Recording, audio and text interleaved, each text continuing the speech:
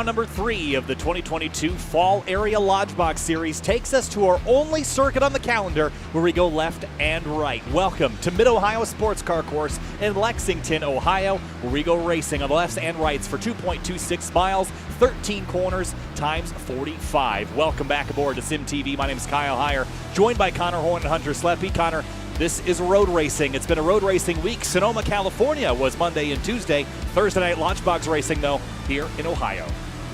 It's going to be a fun one. We had two really stellar races out in Sonoma and Wine Country. One guy who was always fast at both of those races was the guy at the top of the pylon in practice right now, James Scioli. That 7 machine has looked fast all practice sessions, doing a lot of hot lapping, make sure he can get that pole time. He's definitely going to be the guy to beat tonight, but we have a lot of better contenders here. A lot of fast guys that can maybe take it from him tonight. This is going to be a fun race. Indeed it will be, and James Scioli is the man to beat on these road courses. He won both the Circuit of the Americas and the Charlotte Roval from Season 2, and this is an interesting stat. So they ran 63 laps around road courses last season in the Lodgebox Series. The field combined for 6 laps led, and James Scioli led the other 57 laps. So that's just, if that doesn't tell you to keep an eye on the 7th car, I don't know what will, Kyle. Yeah, certainly there's drivers to keep your eyes on here, but there's also drivers that are just looking forward to getting through this week. There are 40 entrants here this week, and I guarantee you with such an oval-heavy schedule, there is a lot of drivers amongst that group that are not super comfortable on road courses, and they're just trying to get through it and move on to the next week where we'll be heading to Iowa Speedway. So the challenges of this racetrack all start with turn number 1, this fast left-hand corner. You head up to the keyhole at turn number 2. This is a fast decreasing radius right-hander that drops you down a hill. Then it's the long backstretch up to turns 4 and 5, Connor, and this is where all the action's been happening. Oh yeah, turn 4 has been wild to watch in practice. It seems every 10-20 seconds we see about 5 cars go diving off, way off track into that big sand pit over there out of turn 4. So you got to be ready, got to have your braking point ready for this race, and you got to be wary of other drivers around you to not run into the back of them and completely blow the corner. Turn 5 up the hill, but then you come down the hill, turn 5, turn 6, and then you come up to the S's, Hunter. And through the S's are where some of the drivers are going to be figuring out if they want to stay behind the car in front of them or if they want to make a move, because then it gets a little tight with another right-hander over in the couple final of corners where we might see some cars go off course, but we also might see some bumping and shoving out of the way through those last couple corners. Certainly, road racing in stock cars is physical. We'll say that for the very least. This is a lot like short track racing where you can pressure your competitor to make a mistake, but if they don't, chrome horns will come out, and it will be a fun one to watch, that's for sure. 45 laps is the race distance tonight. Currently practicing to finish up our race or our practice session before we get launched into our green flag conditions. Here's David Weishart now. Let's ride on board with the 33 and talk you through the rest of a lap here. As his best time puts him 3rd on the board into turn 6, now 7 under the Honda bridge. That was recently removed here in real life. Then turn 8, then 9 right here. Watch out, the car's going to track out to the left. Don't want to drop a tire here or over the crest. Car gets light throttle down through Thunder Valley down here. And then you head up towards the left-hander. This is a tricky turn to get just right, down a gear, clobber the curb, and then the entrance to the carousel. A pretty quick entry here, but you got to slow it way, way down to the bottom of 2nd gear here, Connor, and this is just so much patience required to throttle up for the front stretch. Yeah, you're going to want to be getting on the gas real early out of a carousel, but those rear tires are going to thank you if you keep it clean a little bit. Turn 1, as you said, fast left-hander. Got to be careful. That curb will bounce you out way too far wide to the right on the exit. Weishart, you see, kept it pretty nice and tidy there, just trying to go on a longer run as he's actually going to pull it in here. We're not even going to get to see the keyhole. Come on, David. A few other drivers going up there. Find somebody else running through the rest of the lap here. Let's try out aboard with Ricky Hardin here, Hunter, as we navigate the remainder of this lap. Yep, Ricky Hardin currently 19th quickest on the chart, sort of in the middle of I'd say, harm's way, because on this opening lap, he's already off course right there, and mentioned it. They're going to see that not only just in turn 4 and 5, but also in turn 13 as well. And here's Rob Ackley working his way around the course. Heading up over the crest here. They call this madness. And part of this is it's such a slow sequence of switchback corners. The car gets light over the crest.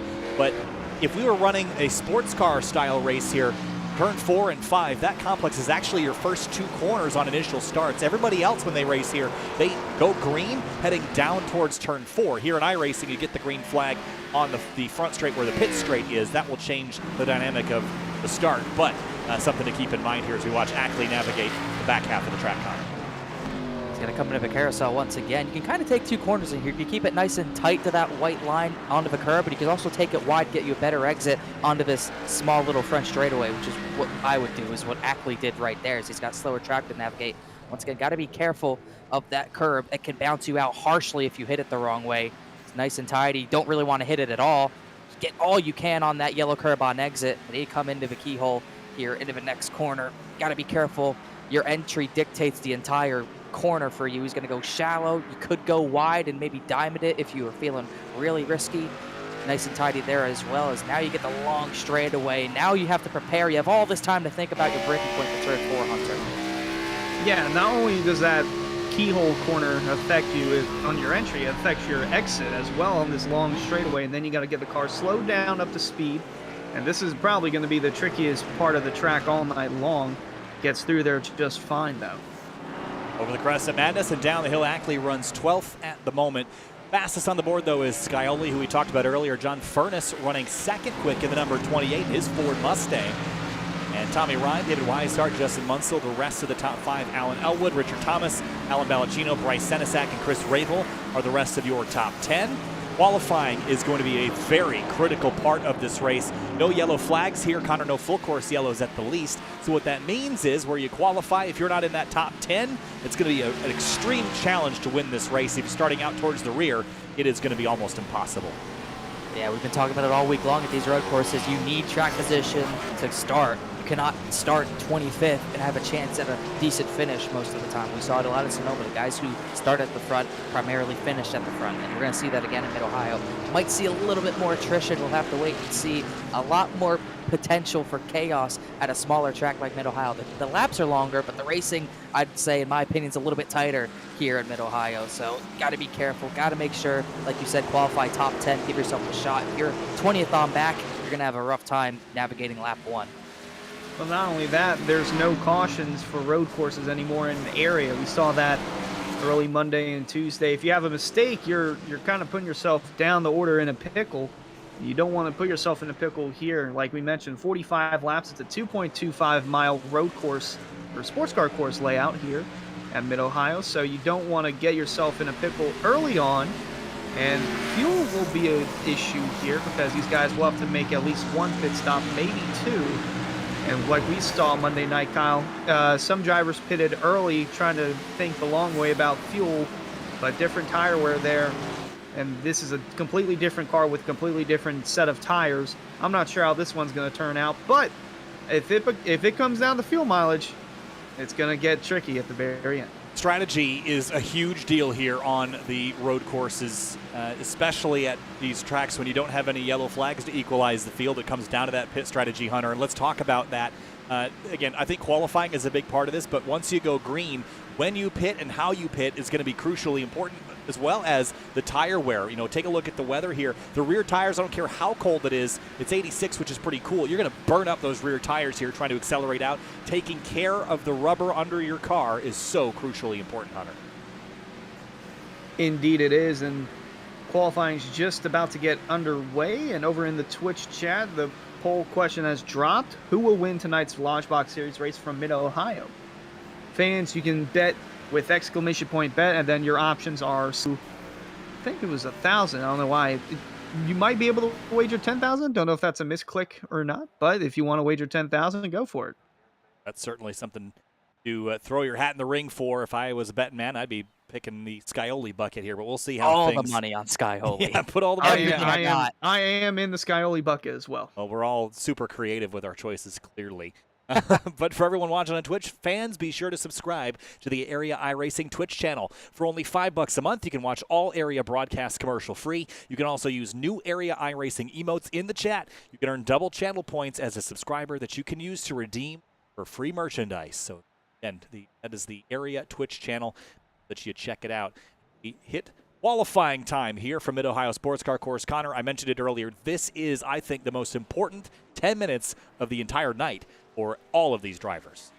No doubt about it. Track position so key at a sort of bump and bang track like Mid-Ohio. You don't have a lot of room to navigate, as we were talking about. You have to make sure you're on it. You cannot make a mistake and put yourself 15th on back. You almost have to be absolutely perfect to get yourself that track position, to set yourself up for a good finish. You are going to really struggle to get a good finish starting 20th on back, so getting into that top 10, nailing all your corners, it'll be really solid if you can do that and put yourself in a good position for the race, Hunter. Here is Colin Fambro in the 18, member of David Weishart Racing. Had a solid run last week at Rockingham and now is going through the Mid-Ohio Sports Car course. And like mentioned, these guys only get 2 laps, so you want to make the most of it. And any incident that occurs off the track, like if you run a little wide in the grass, that lap time will be invalidated. Looks like a relatively slow, I was going to say slow, but he overcooks it there into turn number 11. He was taking a pretty tentative approach to the warm-up lap here. The one thing I always like to listen to, though, when you're riding on board with drivers is listen to the shifting of the car. How rough is it? Are they pegging the limiter on the downshifts or missing the upshifts? This is, your traditional H-pattern style gearbox. You have to blip the downshifts and lift for the upshifts, something that the drivers don't have to do a lot normally. Look at Greg Mitchell, though, planning out this wide entry to get this good run on the front straight. But how you shift, I think, to me, is a pretty good indicator of how comfortable someone is on the road course. We're going to hear from Greg Mitchell as he starts his first lap. Leave third to second there. Don't think he had enough time to get in the 4th gear. Pretty soft on the curb on the exit there. Pretty clean shifts all the way into the keyhole. See what line he wants to take. You can take it all the way near the curb, or as we were talking about, you can diamond it. He's going to try to wrap the curb as much as he can. A little bit of room left to the red and white curb, but really solid run through there, not cooking the rear tires on exit. And now, like we were talking about, he has all this time to think about where his braking point is into the keyhole. Yeah, Excuse me, down down here, you gotta have to get your braking point down. It looks like he's got the car slowed down enough to make the corner and not go wide. Saw some cars spin out even after making that corner, and now down the crest and into the rest of the course he goes, Kyle. So one of the things I wanted to point out right here, because this is Mid-Ohio, and this is something that you're not going to necessarily see at a lot of other places, is right here, exiting turn number 5 at Madness. Look how far to the right he is. For those that have been here or raced this track in sports cars, you'll know that typically the best line through this corner is actually going to take you a lot further to the left. You really don't need to track out wide here. There's not much to gain by running fast on exit. You want to keep this tight and set yourself up for 6 because there's a lot bigger straightaway here. So we'll see how different drivers manage this corner in particular, but you can kind of tell by looking how many laps someone's done here before by that line in that particular corner. Yeah, as we were talking about at turn 5, I'd say there's no time to be gained by going wide. You need to keep it tidy so you have that entrance into the next corner. You really have to kind of get a grip on this track to know that's the best way to flow. See Weishart really lighting up the rears. I believe this is his 2nd lap, just trying to see what he can get on older tires here, as he's about 2/10 off of James Scioli, who's provisional pole at the moment. See if he does that during the race. We'll see. It might be a little different during the race because you might not want to run directly behind someone. You might want to try something different, but as you were talking about, I would definitely be the one going for that closer entry. Is trying to look at the top of the board. That was John Furness who just went to the top of the leaderboard. That was not something I was expecting. By a 1/1000th of a second, he just beat James Scioli. Wow, that is a teammate of Greg Mitchell from Fazikis Motorsports, and yeah, I didn't see that coming either. John Furness, I know he was good at Rockingham last week, but I didn't expect the speed to carry over into Mid-Ohio, because this is his 3rd ever race in area iRacing. So, hold on, folks. Looks like John Furness might throw his name in the mix for the win tonight. Oh, big slide into turn 4, but I like that he's charging turn 4. And we'll see if he does something a little different here at 5, right up on the curb. Look how far left he is. That's exactly what I was talking about there. He charged 4 because there's nothing to gain between turns 4 and 5. There's also nothing to gain in 5. It's challenging to make a pass through there, so setting yourself up for exits, that's really good. I know he charged 4 a little bit too hard there, Connor, locked up the right front tire, but he's got a good lap in the books, faster than Scioli, who was the favorite walking in, but Furness looking really good right now. One thing I liked what Furness did, really sliding the rear tires there through the final few corners. One thing I like what he did, he mounted that curb on turn 5. He almost got all 4 tires on that curb, making sure he stayed as nice and tight to the left on exit as he could. So that's something I think we'll see him do in the race for sure. It's gotten him to the pole. It should be pole. We have other people to go, but Scioli obviously isn't going to do another lap. This 28's looking really good. Here's Cameron Hearn in the 67. He's one who's really solid on these road courses as well. Looks like that lap did not count, so he's going to have to make the most of the second one as he rolls his way through the keyhole. Another thing about that turn 4-5 complex, and we keep talking about it because I just think it's the most crucial part of this lap. It's really where you can make passes and make gains, is where you want to make a pass here. I don't necessarily want to put myself on driver's right on the inside going into turn 4. I'd rather be on the left. I'd rather be here where Hearn is and run around the outside through turn 4 and then have the inside. 5 is a much tighter radius, a much shorter way around here than running the outside if you were stuck on the right. So it's a lot easier to complete a pass in 5 than it is in 4 and 6. So I'd much rather be driver's left trying to make a pass, which means that you might not want to defend to the right when you're being pressured from behind. It's all very Mid-Ohio specific. This track has a lot of undulations made back in 1962. It has a very classic feel and some untraditional lines to protect and gain positions here. It's kind of odd. It's kind of going to depend on how aggressive you want to be with your vehicle, these Xfinity cars. If you're on driver's left going through turn 4, if you're the one trying to defend, you might be in a bad spot because that guy could go to the inside and maybe shove you wide into that gravel trap. But if you're attacking to the left side, or excuse me, if you're defending over there, you might be able to do the same thing. So a lot of the moves that are going to be made in turn 4 leading into turn 5, it's really going to come down to how aggressive these drivers want to be, maybe running people off track. I don't expect to see a lot of that, but that might be something that comes into play for sure.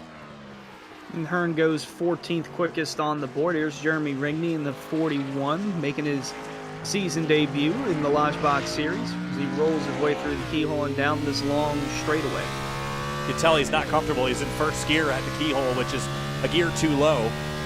Again, one of the other things you're going to fight a lot tonight is just grip in general, and that is braking, that is accelerating, and it means that generally you're going to want to leave the car in a little lower gear than you otherwise would. Although here, third gear is probably not the right gear for this corner. Second would be that, and again, not only will it help you in acceleration to be in the right gear, in braking. If you're not downshifting to the gear you need to be in, you're not going to be able to slow down as effectively here. So Rigney looks like he's struggling here a little bit in qualifying, but again, this is a track that a lot of people are going to circle on the calendar as one to forget. Yeah, hopefully he can sort of pick it up in a race. Struggled in practice, and I think his issue really is not really his driving style. It's more so how he's getting through the gears. He's probably going to need to try to figure that out during the Race Shane Theory in here, the 38. Trying to see if he put down a lap. I don't think he did. Trying to see, he did not. No. And it doesn't look like he's going to go out again. Not have enough time for someone I thought would maybe run in the top 10. He's going to be starting way in the back. Yeah, well, he had that win earlier at Daytona, so this is one that he's fortunate enough that got the win out of the way so that he doesn't have to worry about running good here in Mid-Ohio. I mean, obviously you still want to run good, but if it's a track that's more of a downward spiral for him than an upward spiral, then yeah, I guess it's okay starting in the back, just feeling the car out and seeing what that 38 car can do as the race goes on. Well, let's not also forget that, yes, he's locked in, he's got that win. Challenge is you can all pretty easily make enemies that will carry over into the playoffs later this season at a road course. It's very easy to make a mistake, take somebody out, make somebody upset. So, yeah, as much as I'd love to run up front and compete for a win, I also don't want to turn this into an event that could come back and bite me later this year. So keep that in mind as well, that not only are you just trying to get through this race, you're trying not to make enemies while you're getting through it. Yeah, that's pretty important, but you got to be careful. If you're starting at the front, you're probably going to be running around the same people that you would be anyways. You know how to race them. You know how they're going to race you, so wouldn't be too big of a deal. Depending on how he's going to race this, he's going to have to fly through a bunch of cars and pass a lot of people, maybe in a short amount of time. That's probably he's got a prime opportunity here to, for lack of better words, piss a lot of people off, people who he probably won't want to have bother him in that playoff field. So if he wants to get through the field quickly and get a good finish, he's going to have to be careful of who he roughs up, if he roughs up anyone. All right, well, it looks like we're getting the grid ordered up from Roasted Gems Coffee. Fans, be sure to visit Roasted Gems Coffee for some of the finest coffee from all across the globe. Use discount code AREA iRacing for 10% off your order at roastedgems.com. Roll through our starting grid here in just a minute. Just waiting for the warm-up period. Fire here again. Welcome to the Area Lodgebox Series at Mid-Ohio Sports Car Course. Kyle Heyer joined by Connor Horn and Hunter Sleppy for our Thursday night road racing event.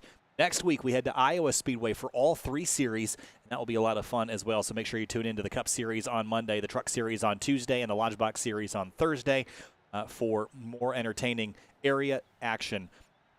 Got a 41-car field about to take the green flag here at what I think is one of the most challenging tracks on the schedule. When you look ahead to the rest of the schedule here for the Lodgebox Series, you got Darlington and Bristol coming up, but I think this probably stands alone as the most feared track from a lot of the regulars that are just trying to get through it and move on to tracks that they're more comfortable with. It's just a different style of racing on top of this track already being low grip. Connor, you've seen Mid-Ohio is known for being exceptionally slippery. When we get rain in iRacing, this is a place people are going to avoid like the plague. It is slick when it's dry, and it's almost impossible to drive when it's wet. I bet the Xfinity drivers in 2016 wish they could have avoided it, because you saw how that ended up with drivers going off left and right. The only people who could handle it were Justin Marks and Sam Hornish Jr., but yeah, that's going to be pretty crazy. You can hardly drive it, keep all 4 tires on the pavement in the dry. How are you going to do it in the wet? That's going to be awesome when that's an opportunity to race here in the weather. That's going to be so awesome. I think we're in for such a great race, and obviously still going through the drivers meeting here before we get to the starting order, but I can't get enough of John Furness putting that lap down. Scioli did not put a second lap down. Probably thought the tires were already seeing their better days, and Furness was able to go out on his first lap and just barely get that 1,000th of a second that he needed to get the pole. That's going to be huge for this race if he can keep the 7 behind him, Hunter. Yeah, that's big for not only him, but for the team itself in Fazekas Motorsports. Dom DeLeo actually put in the chat that he's seen enough, and he made his bet on the field, which, fans, you can still make your bet on. If you think John Furness is going to win, just do exclamation point bet and then the word field. And then as little as 10 up to, I guess 10,000 channel points. But Dom DeLeo liking what he's seeing. All right, well, time to get down to the Roasted Gems Coffee starting grid. Connor, you and I will roll through this very quickly as we can get through a couple because the pace lap is short. Here we go. Starting grid, row 1, John Furness to the 28, James Scioli. This is going to be an epic battle up on row number 1. Then row number 2 right behind him, another solid lap, Tommy Ryan in the 99, and the 33 of David Weishart on row 2. Row 3, Alan Ballacchino in the number 70, starts alongside Alan Elwood in the number 49 in 6th. Justin Munsell and Travis Beckner. Beckner fast last Tuesday. There's on this row number 4, 7th and 8th. Row 5, Rob Ackley in the number 14. Richard Thomas starts 10th in the number 55. And then 2 drivers that were sliding a lot in practice, Chris Rabel and Greg Mitchell, 2 solid laps. They're 11th and 12th, row number 6. Row 7, Bryce Senesac of the 09. Cameron Hearn starts 14th, the number 67. 15th and 16th place, pretty solid laps, close to each other as well. Ed Robertson and Ricky Harden on that row together. Row number 9 is Ryan Swan of the 54. Hunter Collier starts 18th, the number 98. 2 contenders from last week at Rockingham rounding out the top 24, Smith and Colin Fambro. All right, Pierce Maffett in the number 44. Brian Chambliss start alongside each other in row number 11. Malachi McGlashan, Garrett Grant start in row number 12. Rest of the order scrolling along the bottom of your screen. We are going racing in just a moment. 45 laps will take about an hour worth of racing. A pit stop or 2 on tap as well as we get ready to go racing on a road course for the one and only time here this season in the Lodgebox Series. Time to go racing, and we are green at Mid-Ohio Sports Car Course. A great start by Furness. He fires out in front towards turn 1, and trouble behind him, the 54th turn. Ryan Swan didn't even make it to the starting line, and he's already done.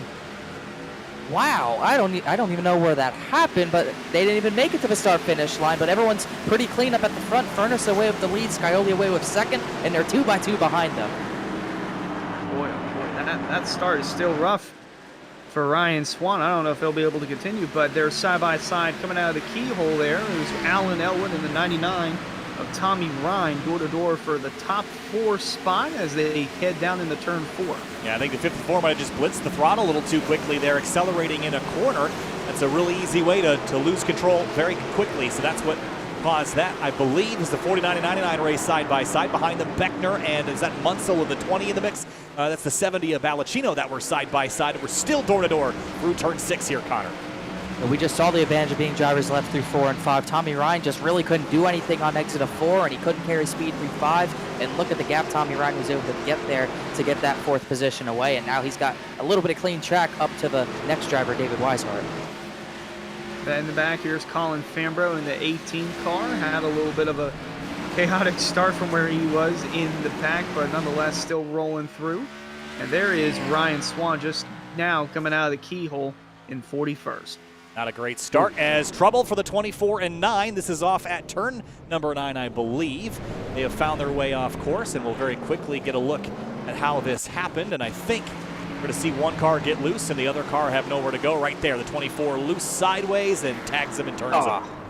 That's easy to do through the S's. A lot of elevation change can kind of catch you out and get your car up in the air and sideways. 24 just couldn't hang on to it. Meanwhile, while that happened, a battle for the front. Scioli's looking for the lead. Down the straightaway they go, and Scioli already putting pressure to the bumper of Furness with team owner David Wyattstart in the back. Seems like he's always running third. Again, no matter where that 33 car is, always seems to be running third. Travis Beckner having a look on the 70. Wow, look at Munsell. Almost went off the road there at turn 5, but hugs it tight. And Richard Thomas, the 20 spins. Oh, got to be careful. Going to keep it off the tire barriers, but look at the track position. Look at the cars going by. He can do nothing but wait for everyone to go by, and he's going to go from top 10 all the way down the order. Well, that cookie crumbled. And here's another. Oh, we got more crumbling in the back. This is Jeremy Rigney that's gone around for a loop. Let's see how this happened. This is entering the turn number 4 complex. Just overcooked it there, Connor. Just too much speed. Yeah, it's so easy to see, but that's not going to be the last time we see it. Another car in the tire barrier. That's the 8 of Brandon Key, I think. He severely damaged the front end of that car. That was out of the S's, the same place we saw crash last lap as you can see it just overcooked it. We're talking about that in pre-race. You cannot let this car get too far to the left or that's going to happen very quickly. Oh my goodness, and Fambro is spinning. Boy, the SimRap Market Replay is getting their money's worth tonight. It's Fambro just getting loose and spinning the car out. Over in turn 13, don't think he made contact with anyone. Now he's still in the grass trying to get back on track. Yeah, it's a big struggle there for Fambro, but one of the things about these tires is if you overheat them, it will penalize you for a couple of laps. You're going to just kind of basically flash heat the tires, and then it's a real challenge to get the grip back. So you just have to back it up a little bit and go slow until the tires cool off enough for you to gain some semblance of grip back. But it is not easy. Here's Justin Munsell back here. Brandon Key's just behind him. And the drivers have had issues early, are already starting to collect towards the back half of the field here. It's crazy to see the pace difference between guys solidly in the mid-pack and guys at the front. These guys are still going down the back straightaway and getting into turn number 4. Scioli is already in Thunder Valley, so that shows how fast these guys are at the front. Furness, Scioli, Weishart, among others. Got another car off course. This is Justin Lemke in the 35. Seems to be going back just fine. And there's Dwight Beverly in the 01 with the 20 of Munsell, who went around just a lap ago. Boy, it's only lap 3. We've already got quite a bit going on off the track. I predict that there will be lots of this for the rest of the race. Logan Hartman's off at 5, so we won't chase him around all night. We'll focus back up front, lap 4, as John Furness is feeling some pressure from Scioli. We knew this fight was going to get good. How long can Furness hang on to this top spot with Scioli pressuring? That's going to come down to better braking. Furness can see the 7 in his mirror. Scioli filling the mirrors up, trying to put him off his game. Almost a little bit of a fender to the 28 machine right there. The 7's trying to put him off his game under braking to get the 28 squirrely and have a look for the lead. We're going to be seeing that into the keyhole in the turn 4 all night long until Scioli can get that position back. Here's another look. He's not really looking for a passing attempt there. He's just filling his mirrors, trying to put Furness off his game. Did not do that to Furness as he's still controlling the field. A little further back here, Shane Therian in the 38 and Michael Leip in the 26, running 22nd and 23rd on the track. So Therian's made good work. So is Leip, up 5 spots since the start of the race. Here comes Therian up the inside, makes that pass easy, and slides on through into turn 4. And behind him, that was that Andrew Zanto in the number 13 that had a big moment there. You got to be careful doing stuff like that. If you overcook it and run into someone, hit them pretty hard, you're going to be in trouble with a few people if you do that. Very lucky to keep the control of it. Behind him, Swervin Irvin in that 48 machine. He's another guy who's been on the big move. Same thing as Therian. He's up 10 spots already from the start of a race as he sees Zanto go off in front of him. Zanto's going to keep it off the barriers just barely. Boy, the further back we go, the more chaos that ensues, and you just saw right there on board the 48 of Paul Irvin getting around Santo. A little further back up, actually battle for the lead. Skyly on the outside of Furnace as they work their way through the keyhole. And they're going to try and get him a little bump or two as they go down the straightaway. Yeah, a little tap there. He heard the contact, and Scioli definitely feeling like he needs to start putting some more pressure on Furnace here. Furnace gets a decent run off the keyhole, but you see Scioli trying to kind of apex late and get that run down the straight. Furnace defends to the right. This is that pass I talked about, though, is Scioli's going to have the short way around Madness, and this might get him the lead. Furnace rolls the outside very well, though, as they head down to 6, Connor. Going to be dead even. Scioli a little bit of an advantage here on exit. Furnace might want to crowd him here. This is not a part of the track you want to go side by side. I think Furnace is going to have to give way. No issue. Nothing he could do there. Scioli, a great move that started all the way back in the keyhole when he tried to over-under John Furnace here. 7 machine to the front. Wow, and now watch the 7 just check out. Already starting to gap himself from Furnace as Weishart now going to try and put pressure on Furnace to take away second. We ride on board the 33 through turn 13. Going to be a tight right-hander here. Going to give a little bump to the 28 as well. And new leader, 7-car Scioli leads that lap. See how patient Weishart, Ryan, and others are behind this 28 as they watch the 7 drive away. Maybe they don't have the speed to run the 7 down, but they're going to feel like the 28's holding them up because of the pace difference now. Before, I think the 28 might have been a little bit of a cork in the bottle, but the bottle's been uncorked. Well, they might not be as fast as the 7, but they're definitely faster than the 28 right now. He's got a number of drivers stacked up behind him. Weishart, Tommy Ryan, Alan Elwood, Travis Beckner, all looking for that golden ticket to get by and maybe have a shot at the 2nd position, or at least maybe try to keep up with that 7 of Scioli. But as you can see, no run out of a keyhole. Weishart, really nothing he can do from this far back. There's Matthew Cochran in the saw him go off track earlier on. Still rolling in the 31st position as he goes through turn 1. There's Justin Munsell and Colin Fambro going at it door to door. Through the keyhole, now down the straightaway, and right in front of them is Paul Irvin and Michael Light. Battle for 23rd, just ahead of them. And these guys are in the mid-20s, but having good fights. This is why I love road racing. You see a little bit of a lockup with the drivers ahead of them. But whoop, there's a spin, and look out, door-to-door contact now. Russell LePage is the one who went around, rejoins just barely as the battle for 23rd is now on. Michael Light, Paul Irvin, Colin Fambro, even Justin Munsell involved in this now. It's pretty bad when things stack up into the S's because you never know when that one person's going to check up and completely ruin your day. It's so easy to do here to make a mistake in the S's when you got cars kind of jumping up, making you lose sight of your braking points and racing line. There's a replay of Forrest Smith going around. Haven't talked about Forrest Smith today. He's starting to get fired back up over in the 21st position, just behind the 38 of Shane Therian. Here's Greg Mitchell in the number 2, another driver, teammate of John Furnace for Ezekias Motorsports. He's running just inside that top 10. Rob Ackley, though, from Keep It Real Esports, is going to try and apply some pressure, but Mitchell drives away down the straightaway. This is an action-packed race so far in the first 7 laps. Everywhere you look, there's battles for position. Back to the one we were watching a moment ago. 4 cars battling for 22nd spot here, Connor, as they head to the keyhole. I was waiting for him to do 4 wide, but no, you don't want to do that. As Irvin on the outside, not much you can do. Fambro is going to get to the point with almost no issue there. One thing I wanted to know, Alan Balancino was out of this race. He was running in the 6th position, so not sure what happened there, but one of the front runners who looked to be a top 5 contender out of the race. But this battle for, keep in mind, this is for 23rd position, and it's still providing the same sort of action you might see at the front. This is great stuff. There's Michael Light and Russell LePage.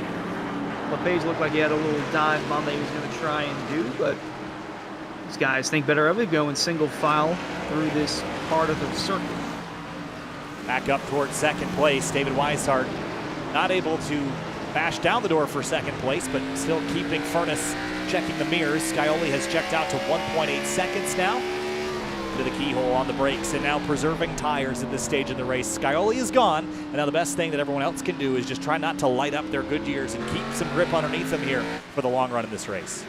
Got to keep the rears on. If you don't save those rear tires, same thing we said all Tuesday at Sonoma, you don't keep the rear tires on, you're going to have a rough ride for the rest of your tire run, fuel run, whenever you decide on pitting. You can never be too careful. If you think you're kind of going a little bit too slow, that's fine. You're probably not going slow enough. These rear tires wear so harshly And if they wear even a little bit more than you need them to be, you're not going to get any grip off these corners, and you're going to be struggling to make any passes. You're going to be struggling to defend, most importantly, if you don't keep those rear tires on it after. Well, speaking of struggling, the 20 of Munsell is struggling again, spinning out for the second time and just getting under braking, losing it, overcorrecting it over in turn 1.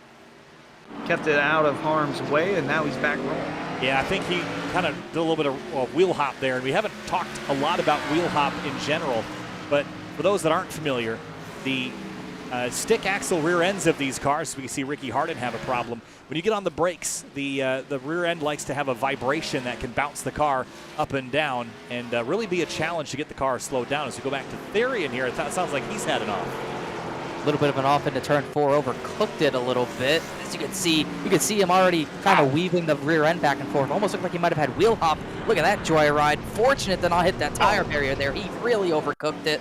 Almost like he planned it, but definitely not what he wanted to do. He was pretty far up the order before that mistake. He was in 20th. I don't know if he actually really lost any positions there somehow. Boy, Dukes of Hazzard will be proud of that. Keeping it out of harm's way again and rejoining the racetrack safely. Yeah, they call that place China Beach over there at Turn 4. It's a gravel trap that is infamous in the motorsports community.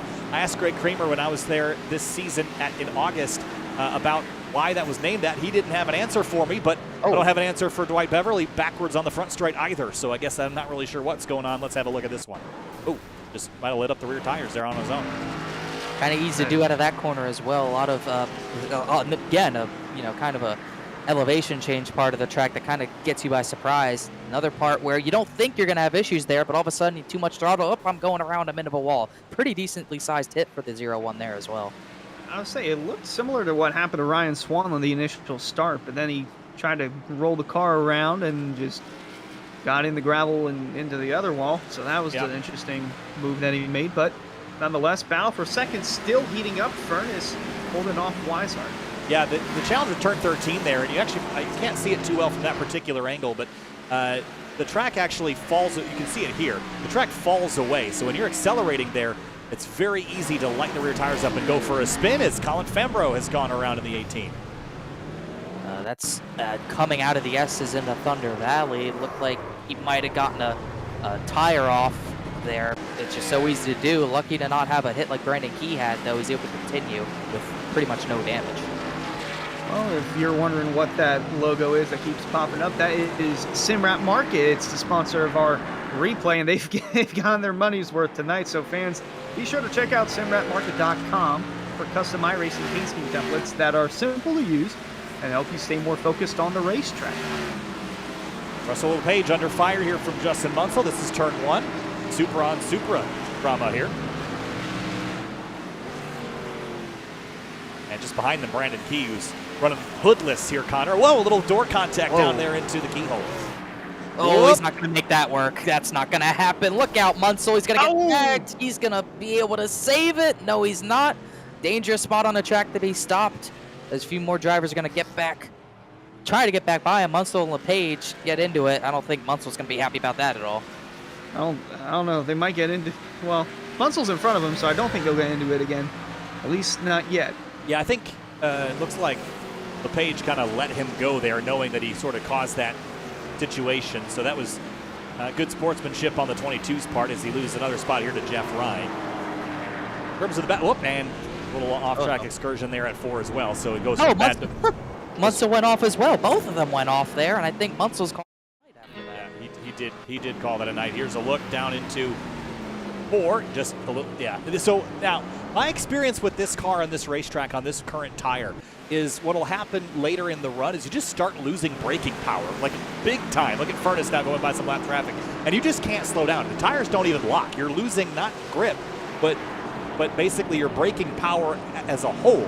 And you've got the pedal down all the way. The car just isn't slowing. That's been my experience in the last couple of builds.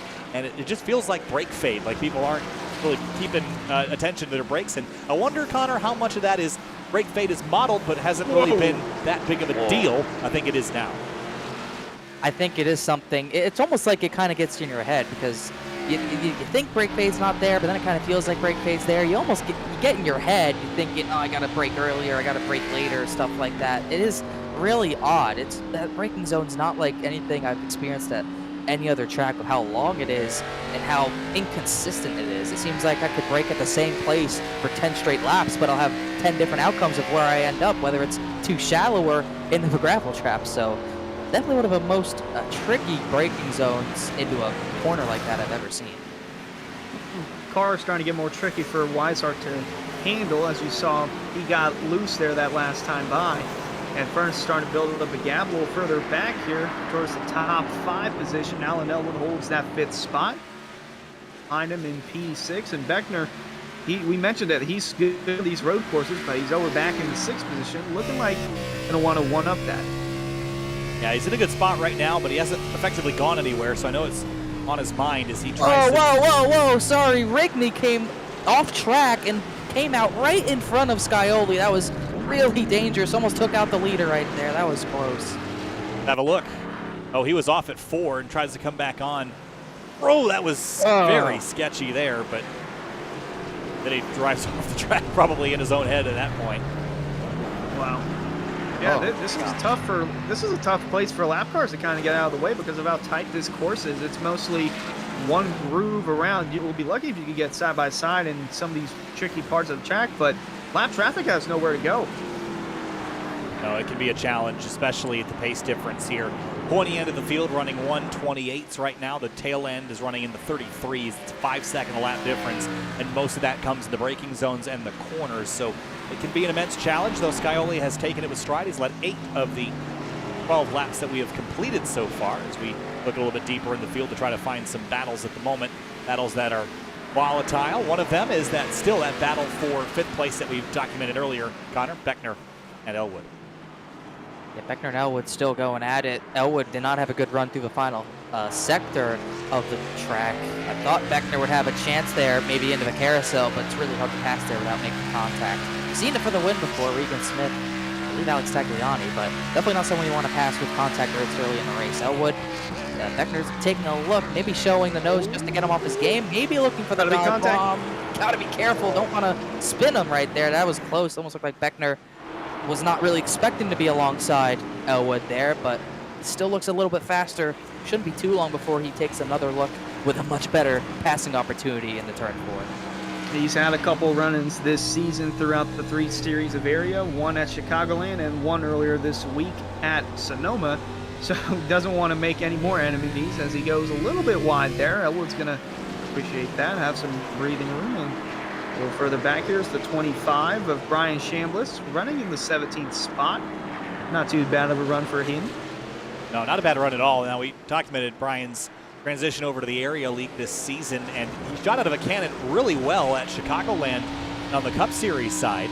But road course he knew was going to be a weak point for him, and moved up 5 spots and is moving up kind of methodically, and I like this strategy. Don't overdrive. You know this is not going to be one of your better weeks, so minimize the damage, minimize your mistakes, and you'll probably end up with a top 15 at the very least, and maybe a top 10. It's the most important part. He's doing it with a clean car. He's not getting in over his head and trying to make passes with door banging and fender contact or anything like that. He's being, like you said, methodical about his choices and where he's trying to pass. A little sideways out of the final corner there, but he's doing a really solid job just getting through the field and making time where he knows he can. Also doing a solid job is Tommy Ryan in the 99 for Unacceptable Racing. He's really had a solid race. Looking to put more pressure on the 33 of Weishart, try to take away the podium spot. We ride on board with it. A little off the apex there, running real slow as go back to Hardin and Maffitt. This is a battle for 15th place. Little tank slapper here as Chambliss is watching this, so they're going to drag race down the backstretch here and head towards turn 4. Then this is where the braking duels start. You think you can go a little deeper here, Connor, and it's not typical that you can. Yeah, it's rarely a lot of times when you get into a braking battle and one of the drivers usually wins. Usually you get both drivers losing up entering braking battle like that, but up in there, Hardin's going to get that spot from the 44 machine, and now Chambliss is going to be able to set up the job with these 3 cars still pretty close in line. Scioli enjoying what he's seeing so far. Clear racetrack, but Furness starting to reel him back in just a little bit, trying to make that gap smaller between the front 2. And Weishart still with his hands full. Tommy Ryan in the 99 trying to build a gap there as his current driver, James Scioli, leads. I'm a little surprised to see Furness beginning to reel Scioli back in. Not what I was expecting at all. I thought Scioli would just check out Connor, but that gap has fallen. It was over 2 seconds. Now it's down to just 1.1. Ricky Harden had an off track. Same thing for Pierce as well in the 44. But they Whoa, all get look at back Weishart. going. Oh, he's a big dive to the inside here. I don't think the 35 was expecting him to go there, but just trying to get high lap traffic. I think he did go off a little bit. A lag there. He's going to try to rejoin. He's going to rejoin in front of a 9 of Joshua Franks, I believe. But as you were talking about, I think the gap came down. I thought the gap came down not really because of pace, but because of the lap traffic Scioli had to deal with. Getting to the lap traffic first is not usually a great thing to do here, and he's been catching him in really bad spots. But even without lap traffic, Scioli has clean air right now. Furness is still putting the pressure on him. I thought Weishart would get to that runner-up spot, but he's still struggling to keep Tommy Ryan and company behind him. Yeah, his car just seems to be fading away lap after lap, starting to get more out of hand for Weishart. Furness really starting to settle in and chase down that 7 of Scioli, although how much of that is Scioli saving his tires in the current run? And how much of that is just Furness using up whatever he's got left? Could be the opposite, though. It could have been Scioli used a little too much tire to get out in front. We know Scioli's really good, but I don't think he's infallible here, especially at a place as slippery as Mid-Ohio. It's just challenging to keep tires underneath you for an entire run, and Furness continues to reel him in. We're also getting close to a pit stop window here, so we could see some split strategies. That's about a 2-second fall off in terms of lap time over the course of this run, Connor, so factor that into when you come down, because that would flip the leaders if Furness came in a lap sooner. Wondering if this is going to be a little tight on fuel, but you know, logic dictates if you wanted to 2-stop and couldn't do 1 stop on fuel, you would have hit lap 15, and we didn't see the leaders do that. Halfway in a 45-lap race, around lap 22, 23, so if you're tight on fuel for a 1-stop, you probably don't want to undercut, but don't really know what the fuel situation is, so some people hitting at the back of the field, but so far the leaders are staying put. Yeah, and this battle right here, it's really turned into 4 cars. Weishart, Ryan, Elwood, and at the back of it is Beckner running in the 6th position, right on board with him as he navigates his way towards the end of this lap. Really just biding time and waiting for someone to make a mistake or get into the back of someone, and currently running not too shabby. That blue and white number 27, as there's a replay of Malachi McGlashan. Not sure what happened here. I think he just made a pit stop. Failed. So Out of the night. not sure what's up with that necessarily, but hit for him. Anthony Cochran came down. He was running 30th. I don't know if it seemed like he was struggling to find his stall as well. So some drivers starting to pit, but no one really at the front trying to fight just yet. Scioli and company once again passed by pit lane, so it looks clear to me that people are trying to do the 1-stop and maybe won't be too much of an issue for these guys. Well, looks like Andrew Santo is taking a shortcut around the track. Wait a minute. I don't think that's allowed, but he's parked in right in front of us here. Scioli and Furness right on board with Furness, and see what he sees out the windshield as he just looks to make his ground up on Scioli, but with that lap car of Santo now in the way, don't know how that's going to affect it. Oh, that's not good. That's not good. Well, it's going to get tight. Guys. Oh. Didn't help Scioli at all. And now they head up towards turn number 11, and Furness has reeled Scioli in. For all intents and purposes, they are on top of each other here at lap number 17. We're about 5 laps shy of the halfway point of this race. We've seen a couple takers on pit lane, but not enough where I'd consider a window. There goes the 13, but he's got damage to fix. But again, Scioli and Furness. That time, Furness, without the impediment of the traffic, 3/10 faster and closing quickly, Connor. I don't know if Santo pit for damage or because of a huge penalty for cutting 20 seconds off the track. But yeah, he gets out of the way there. And once again, I'm surprised this 28's been able to reel him in over the bumper again. See if he can have a look. But for Scioli, you might start looking at pit road. If this 28 is much faster than you and you might not be able to defend him, you might want to try that undercut and just make sure you can keep track position. But the issue with that is if Furness sees you try to fend off his undercut, he can just go long and get a bigger tire advantage. That's something that we saw Tuesday night cost, I believe, Travis Beckner the race. So got to be careful on tire strategy if you're Scioli. Whoa, Elwood's going to slide. He's going to almost run out. What an amazing drive there from Alan Elwood as he loses the spot to Beckner. Take a look at the replay of it. Boy, look at how sideways that car gets. Woo! Oh, ho, ho.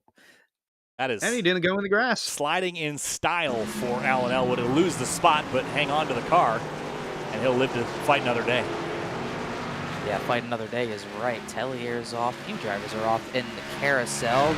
Leaders say that because the leaders are getting closer to this group of drivers as they get closer, as we've been talking, to their pit stop. Scioli's still the wide entrance to a tight exit to the carousel, but keeping the 28 at bay for now. But how long he's going to be able to do this, really sliding the rears everywhere he goes. And meanwhile, third on back, David Weishart still keeping everyone at bay. Yeah, he's holding off whatever he can do. That 99 of Ryan is still over there. Beckner now going to try and challenge the 99 and see if he can move up another spot. Paddling towards the keyhole here, turn number 2. Beckner moving forward, but just very slowly. But Weishart, you see him slipping and sliding, kicking the rear tires out. He is struggling with rear grip here. Now, we started at 86-degree track temperatures, and that number has climbed to 91. And again, this track doesn't need any help getting slicker. Whoa, we almost had contact for the lead. Furness maybe overcooked it, almost went into the back of the 7, but they keep it clean. Coming up on lap traffic, Stephen Kinner, Dwight Beverly. This is going to be a logjam. Tellier really going to get in the way. They're going to split the middle here. Not what you want to do at a one-lane track like Mid-Ohio. I don't know how Scioli didn't get turned there. That was extremely close. When there's a will, there's a way, and Scioli found a way. It was pretty sketchy to go through the middle and then avoid another lap car there. But man, oh man. And now these guys have to get around it. Ricky Harden has also had an issue. He is off track now. We'll try to get an update on that in a minute. But challenging moments here as the rest of the top 5 has to navigate around some slower traffic. Oh, that's another tight part of a track to let someone by. Someone in the back's pitting, got a spin out of the carousel, and that's Mike Tellier. Thought it was a front runner. It was a front runner pitting, though. It was David Weishart from 3rd. We saw him struggling. He decided, the heck with this, I need tires. Yeah, same thing for Ricky Harden. Just came on down pit lane and bailed. But yeah, that was a good choice, I think, Hunter, to come on down pit lane. You know it's going to be chaotic around you. You might as well take that opportunity to come put tires on. But that fueling scenario is not going to be great. Yeah, might as well pit with that mess going on in front of you. And this could also help the 7 of Scioli, because remember, Scioli is a team driver for David Weishart Racing. So Weishart can obviously communicate, hey, the car is going to do this with the older tires. And, whoop, you know, just, oh, we got a slide. Whoa, it's Beckner. We got another one. Beckner. Boy, and now Elwood's going to take over the spot. I don't think it was Scioli. I think it was a lap car, but No. Yeah, there's all sorts of people sliding there. The 6 of Stephen Kennard, And Ryan Swan. Ryan Swan was the one who slid that I thought was Scioli. I've never seen lap traffic so chaotic, especially at this track. As you were talking about, it's hard to get out of the way, and it's proving difficult for a bunch of these guys. Yeah, there's so much going on, so it looks like a little deja vu there. Out of the windshield of Elwood as the Beckner machine did a little sideways action. Ryan going in the grass. Boy, this might open up the door for Elwood to take the spot away. Something to miss with the 99 as Elwood trying to pass around the outside of the final corner. He's going to do it. That 99 car still trying to fight with Beckner as they head into turn 1. He's going to try to bring Beckner with him around the outside. Will Elwood, but not quite. The 99 will slip a spot. And for the lead, here comes Furness to the inside. They touch. They bang doors through the keyhole, and Furness trying to muscle his way back by in the Ford Mustang. They banged doors because they had to go 3 wide around Jeff Ryan there. That was really tight. That could have been a crash. And now they're going to be almost dead even down the straightaway. This is going to be the will of drivers, how badly they want to win, how hard under braking do they go. Furness a little bit deeper. Can he make it stick? Almost contact again. He's going to just muscle the 7 wide. Can't do it. Here comes the 7 back, Hunter. Wow, this is such an amazing drive as Scioli trying to hold on to the lead. Furness trying to find his way around Scioli. They're going to be side by side here. Looks like Scioli's going to have to give a little bit. Furness going to have to pinch him down, and it looks like Furness is going to take over as the race leader. But here comes the 7.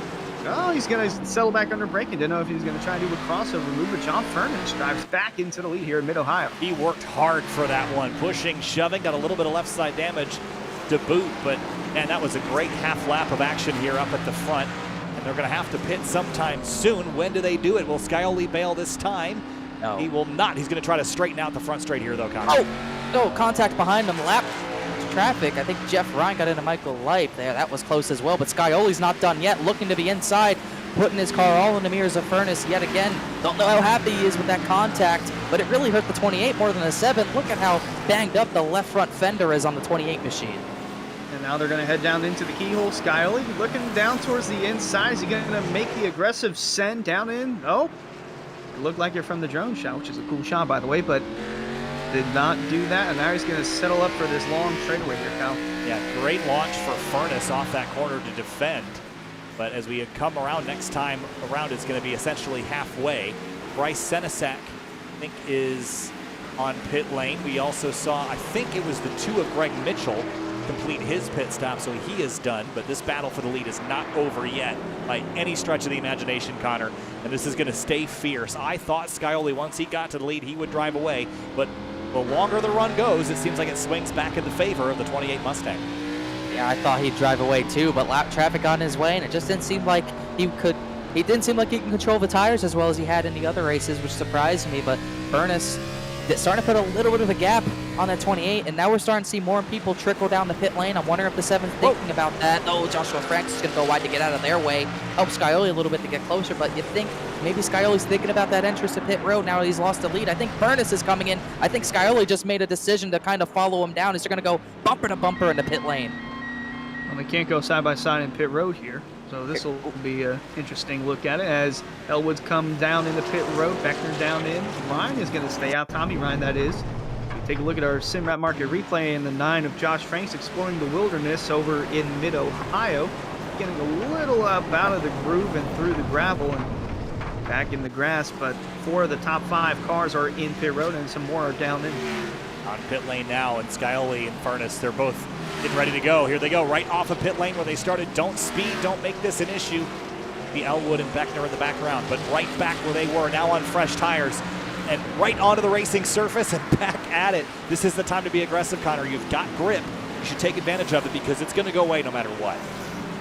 Yeah, and it's pretty important for Scioli to take advantage of it. He got the lead using his tires up and lost the lead soon after, but now he has a chance. If he could take that lead back and maybe go into conserve mode, that might be the best option for him. Don't get that 2-second lead and wear down your tires. Get the lead and maybe try to back up Furness a little bit. Don't push harder than you have to and keep those tires under you for the final run of the race. I think you might try to do the opposite and conserve early on, although you do want to be in front of the other car that you're possibly going after for the win. Don't want to use up your stuff too early because then you got to mosey way around the racetrack for the last 20 laps or so on scuffed tires. Also remember David Weishart pitting earlier. Well, he's just up the road. The 10 car's off right ahead of them over the crest, and thankfully the 10 car will wait. That is Logan Hartman in the 10 from Peak Racing. 16 laps down for the 10, so that was a struggle, been a struggle for him today. But Weishart already running about 0.6 slower than the drivers that just pit, so he's going to quickly lose this spot. And he'll be kind of off sequence here maybe, but try to take advantage of an alternate strategy maybe? He's got to hope the fuel holds up. I'm not sure what the situation is, but everyone seemed pretty content pitting halfway. Got people going longer still. Tommy Ryan's still out there, has not pit, so these guys should probably be good on fuel, even if they did pit lap 19 like the 33, so he should be good to go on fuel as far as whatever everything we're seeing is. But now we got to see what he can do on these about 3 lap older tires. This might be good for Scioli though. Can hold up the 28 maybe and keep him in the game. I think Weishart might play a little strategy here because he is not going to let the 28 of Furness go by him just as smooth as can be, although this is for position. But his driver, James Scioli, has a shot at winning, so I think he's going to basically throw the book at Furness and see what that will do. That's a good point. Maybe a little team strategy here, and you don't have to do it obviously to make it work. You can just kind of be a bit of a pain and not get out of the way as easy as possible, run defensively and just make that car wide. That's racing. The challenge for Furness is to not get caught up with the 33 and not lose his patience or get frustrated, because that's just the scenario. If it was Furness's teammate out front, it'd probably be a similar story here. So that's part of racing, Connor, is using the resources you've got, whether it's your teammates, whether it's your race car, or your skills on the racetrack. But I think Hunter might be onto something, Connor, with that strategy. We'll have to wait and see once they finally catch up to the 33. Race leader Tommy Ryan stayed out an extra 2 laps, finally comes down the pit lane as he will concede the lead and see how far he drops back. He's got the freshest tires to the end, and he was pretty fast himself there, getting up, I believe, into the 3rd position. So fresher tires to the end. He has time to make up, but that 99's been really strong all night long. Indeed he has, and strong as well has been the 49 of Elwood and the 27 of Travis Beckner, both running inside the top 5.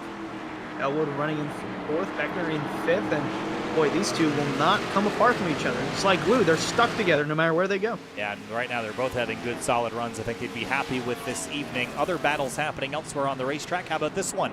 Beverly in the 0-1 and Fambro in the 18. This is for 19th place. Both these drivers have had their fair share of problems today.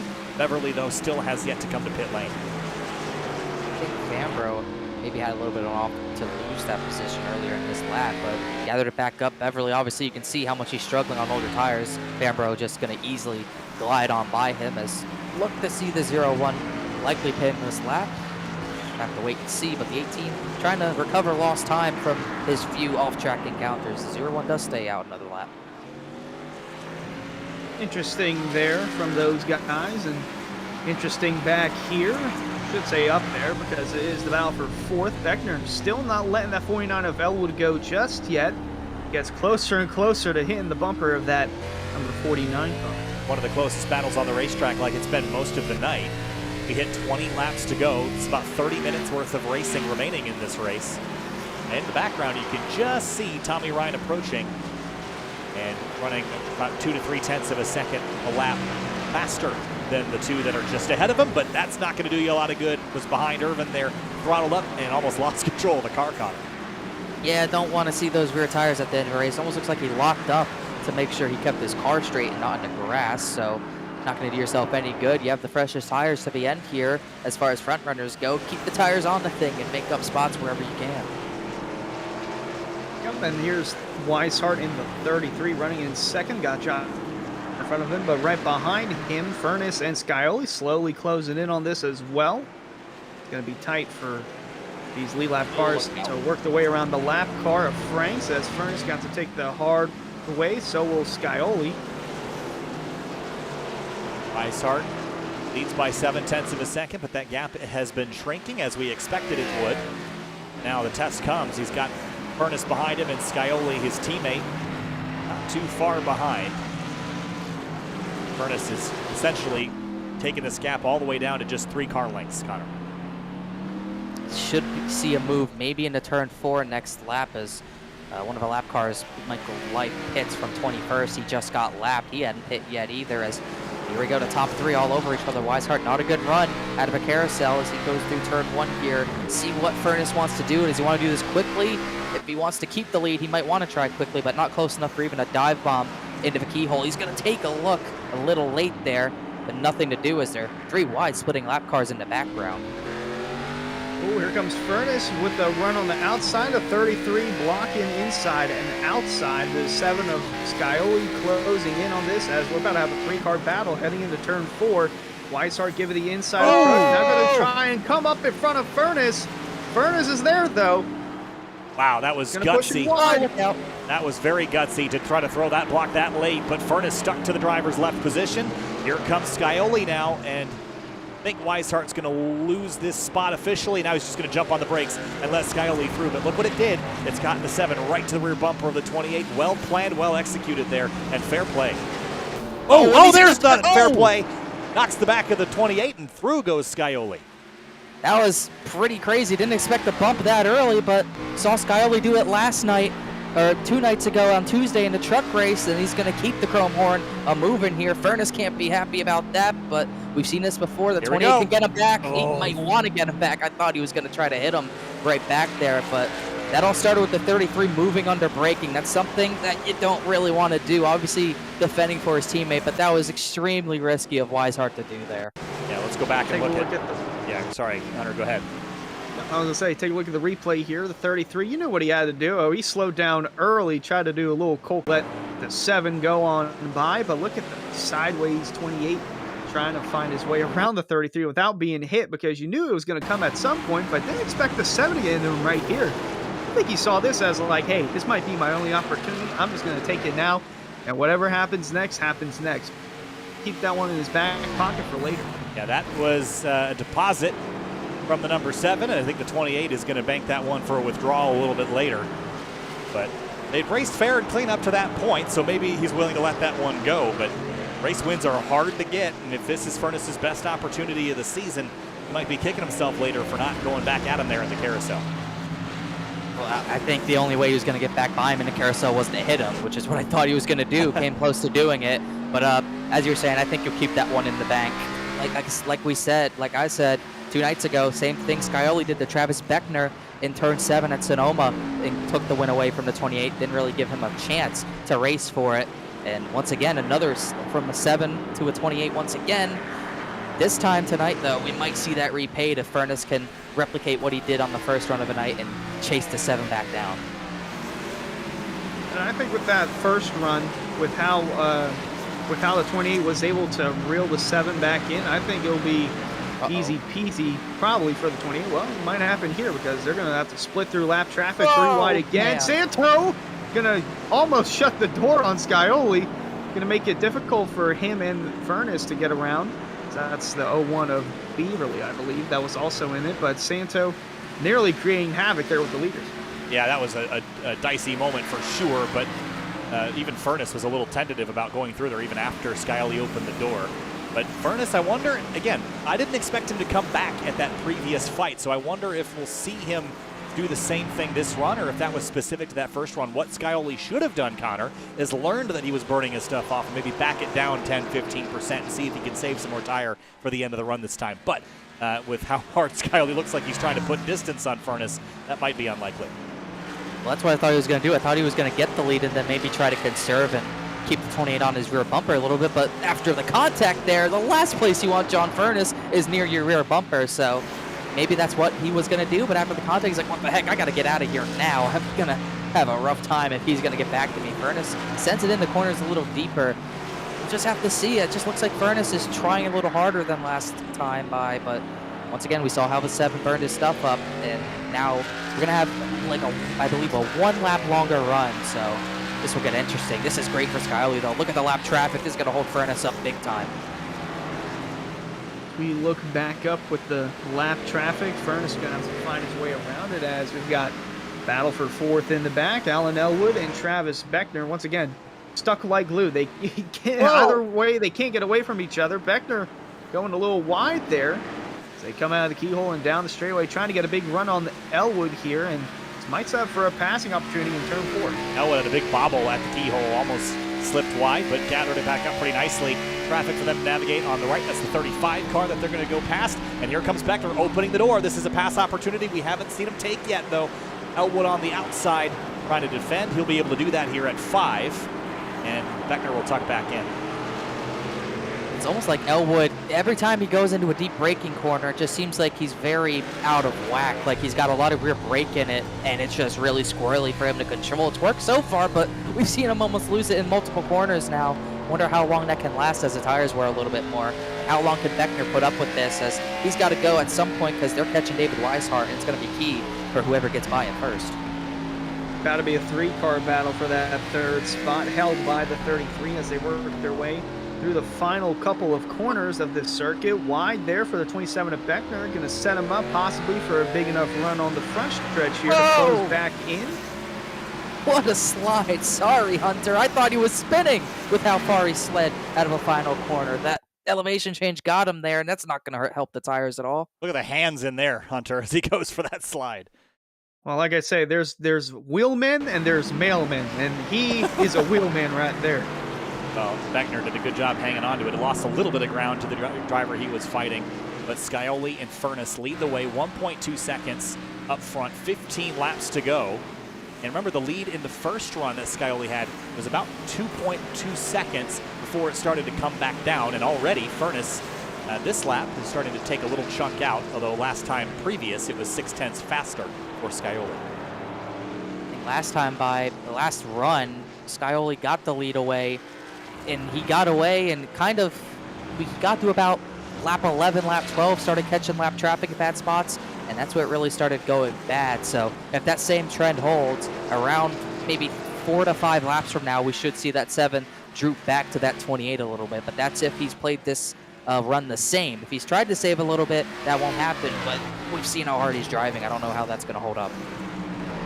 Speaking of hold up, the 33 is about to hold up Alan Elwood and Travis Beckner as those two continue to close in on that 33. And it's gotten already tight between Beckner and Elwood, so imagine throwing another car in the mix for position. That's going to make things a little more intense. Weishart doing a pretty good job, though, managing slightly older tires. And he has Beckner and Elwood aren't going much faster, but I think that's partially because they've been following this 33 for a lap or two. I think if they were to get past Weishart, they might have a little bit more pace. Yeah, I think they'll definitely start to maybe match the leader's pace here if they can get by the 33. We'll see if this works out for the 33. He pit from the 3rd position, remember, so anything worse than this would be kind of a net loss as far as his strategy goes. He did that to get out of the way of potential chaos. Chaos didn't really come, and he's paying the price now with pretty bad tires, 3 laps older. Doesn't seem like much laps-wise, but it makes all of the difference at a track like Mid-Ohio where you're slipping and sliding a lot from the get-go. Traffic here, sorry, Hunter, as Furness sneaks on through. He gained about 4/10 on Scioli through that last sector as they navigated lap traffic, Hunter. I'm going to say it now. I think a lap car will determine who wins this race. It's going to affect one of these two, and it's not going to be pretty. Not an incredibly bold prediction, Connor, but but I think that's Hunter's probably right. I think they'll at least, maybe not directly, but indirectly, I think it's pretty safe, Connor, to say that that might be the case. I'd say he's half right. Half of it's going to be caused by lap traffic. Half of it's going to be dictated by the bumper, I think. And this is going to be unfortunate. Weishart just came down to pit road, thought he might be good on fuel. Clearly not the case, as we should expect people to go to begin from pitting halfway, but Weishart's not going to be able to do the same. I don't know if he'll take tires as well. Might as well, since he's not running for points. I was thought that this might be a tire play and put fresh tires on, which normally I'd be like, yeah, go ahead, do that. Try that longer strategy. The challenge is here, the lap time difference, Connor, has not been significant enough for that to work. Had we seen 4, 5, 6 second fall off over the course of a run, I'd be all for trying an extra stop and trying to make that work on fresher tires. I just don't think it's going to work here tonight. Yeah, I don't think that's going to work, but I like I said, I don't think it's a tire thing he's trying. I think he just probably wasn't able to make it on fuel, pitting 3 laps earlier than the rest of the front runners. So unfortunate to see. He was looking to still get a top 5 good run, but now he's going to, I guess at this point, be on a recovery drive. That puts him, I believe he's still going to be in 10th position, so he can still salvage something from this, but not as good as what it could have been. Running in the lead right now. Whoa! Alan Elwood and Travis Beckner synchronized sliding into Thunder Valley. Both of them. I don't know how they saved it, but they almost look coordinated from those two. Wow. Oh my goodness, that is incredible stuff. Like I said, there's wheelmen and mailmen, and both of those guys are wheelmen. Look at how sideways both of these cars get. That is cool to see, and that's all for position 2, 3rd and 4th on the track. Just slinging it. Well, oh, that's awesome. That is a full-on drift show there, but again, heating up those rear tires, how much is that going to affect them at the tail end of this race? They don't really have a lot of pressure from behind, although Tommy Ryan is a little quicker and could quickly approach these guys if they continue to slide around that much. By the way, Connor, I think you mentioned it a couple of laps ago, how long it would take. Well, Furness just ticked a 10th faster than Scioli, so is that beginning to swing back in his favor now? It's 9/10 of a second. If it's going to happen, it's going to start to happen right now. And one thing that's going to come in handy, he's got lap cars coming up that aren't well off the pace, as we've seen earlier. Shane Thierry and Garrett Grant, don't know how generous they will be, but you never really want to get lapped in a race. But once again, it's about catching faster lap traffic. That dirty air, even at a track like Mid-Ohio, still matters a little bit. You don't really want to be caught in it for too long, so it's going to be important for Scioli to get through these guys as quick as possible while still navigating the other slower traffic that they've been lapping. And Elwood trying to get his way around the 18 of Colin Fambro. Going to get tight there. Beckner going to close in a little bit. The 99 of Tommy Ryan going to close in a little bit more. We're, again, about to have another 3-car battle here for the 3rd spot as Fambro cannot get out of the way of Elwood with how tight these corners are. Now he's going to move out of the way. sneak on by the 18th. Slow lap for Furness that time, lost about a half a second, 1.4, but now will it fall back his way as Skyley's got some more lap traffic to, wow, one car just went sailing off at turn 2. Man, is that right? No, Mike Tellier, he's been struggling a lot tonight. 33rd place, 3 laps down.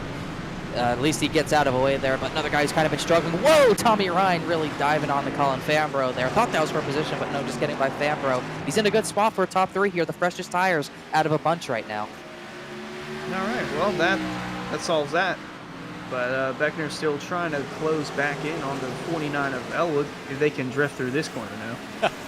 Other battles that kind of keeping our, well, I shouldn't pull away because the 27 and 49 almost ran into each other there. He's almost hunting for the rear bumper the way he slid through there, but he's, like you said, these guys just can't get off of each other. Monkey see, monkey do. Every other lap, they're both sliding, they're both hitting one another. This is incredible stuff for the top 3 spot.